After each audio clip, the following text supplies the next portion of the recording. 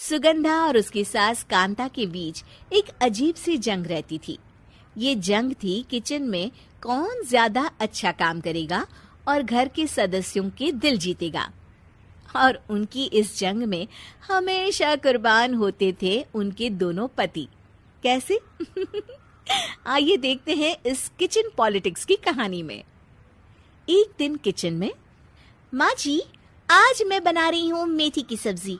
इस खाने से घर वालों के पेट की सारी समस्या खत्म हो जाएगी। और मैं बना रही हूँ तड़के वाली छाछ, जिसे पीते ही गैस की समस्या कभी नहीं होगी। दोनों अपने अपने खाने को लेकर टेबल पर पहुंच जाती हैं। तभी सुगंधा के ससुर उसकी बनाई सब्जी की तारीफ कर देते हैं। अरे वाह, मेथी की सब्जी भी बनी है, बड़ी ही स्वादिष्ट है। वाह बहू वाह। अरे बहू, लेकिन इसमें इतनी सारी मेथी बर्बाद करने की क्या जरूरत थी? देखिए माँ जी, ये तो वो मेथी है जो आप रात में भिगोकर सुबह उसका पानी पीती हैं, और जो मेथी फेंक देती हैं उसी से मैंने ये सब्जी बनाई है। अरे वाह बहू, तुमने तो बड़ा ही समझदारी का काम किया। बस अब क्या था, कांता जी का तो मानो ये सुनकर खून ही सूख गया। वो फैसला कर लेती है कि किसी भी तरह वो अपने खाने की तारीफ लेकर ही रहेगी और सुगंधा को किचन में उसकी कमियां गिनाएगी। कांता फ्रिज खोलकर देख रही होती है और फिर सुगंधा से कहती है, अरे बहू, ये क्या, पूरा फ्रिज गंदा पड़ा है।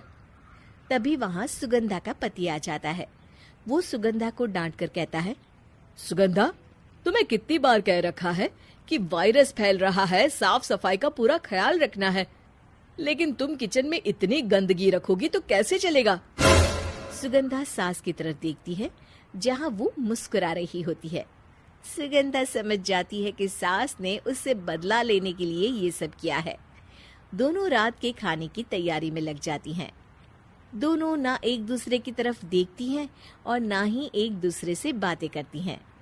रात को खाने की टेबल पर एक एक कर दोनों कई तरह के अलग अलग व्यंजन टेबल पर लगा देती हैं और अपने अपने पति के पास जाकर खड़ी हो जाती हैं। अरे खाइए जी खाइए, मैंने बड़ी मेहनत से बनाया है। प्लेट में वो खाना डालती हैं।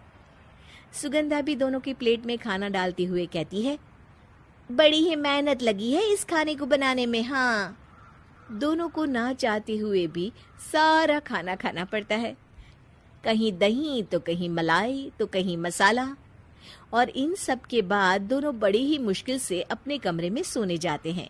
लेकिन अगली सुबह सुगंधा का पति चिल्ला रहा होता है, हाय रे, हाय मेरा तो पेट खराब हो गया। हाय माँ, बहुत दर्द हो रहा है। तो वहीं कांता के कमरे से भी कुछ ऐसी ही आवाज आने लगती है। हे भगवान, इस सास बहू की लड़ाई हमारी जान लेकर रहेगी। जाओ कोई डॉक्टर को बुला कर लाओ। डॉक्टर आते हैं। दोनों को देखकर कांता और सुगंधा से कहती हैं, देखिए, आप दोनों इन्हें खाने में हल्का ही दीजिएगा। हो सके तो रात का खाना जल्दी खाया करे और वॉक किया करे। इतना कहकर डॉक्टर वहां से चले जाते हैं।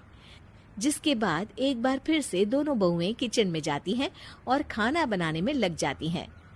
रात में खाने के टेबल पर दोनों एक बार फिर से खाना लगाने लगती है। पापा जी, मैंने ये पतली मूंग की दाल की खिचड़ी के साथ ये पापड़ और पुदीने की चटनी भी बनाई है। अरे बहू, अभी अभी बेचारे पेट की बीमारी से गुजरे हैं। इतना भारी खाना तो डॉक्टर ने भी मना किया है ना। देखिए, मैंने आप दोनों के लिए सूप बनाया है। और दोनों उन लोगों की प्लेट में खाना डालने लगती हैं। तभी दोनों एक साथ बोल पड़ते हैं, बस करो, हमें माफ करो। हमें नहीं खाना इस घर में, ना खिचड़ी और ना ही सूप। हम इंसान हैं, एक वक्त में एक ही खाना खा सकते हैं।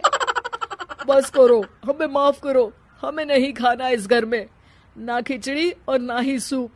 हम इंसान हैं, एक वक्त में एक ही खाना खा सकते हैं। इतना कहकर वो दोनों वहां से चले जाते हैं।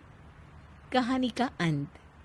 आप लोग उम्मीद कर रहे होंगे कि अंत में सब ठीक हो जाएगा। नहीं जनाब, अगर सास बहू के बीच सब ठीक हो जाए तो आप ये सीरीज देखे ही क्यों? तो मजा लीजिए इस चैनल में सास बहू से जुड़ी कहानियों का, क्योंकि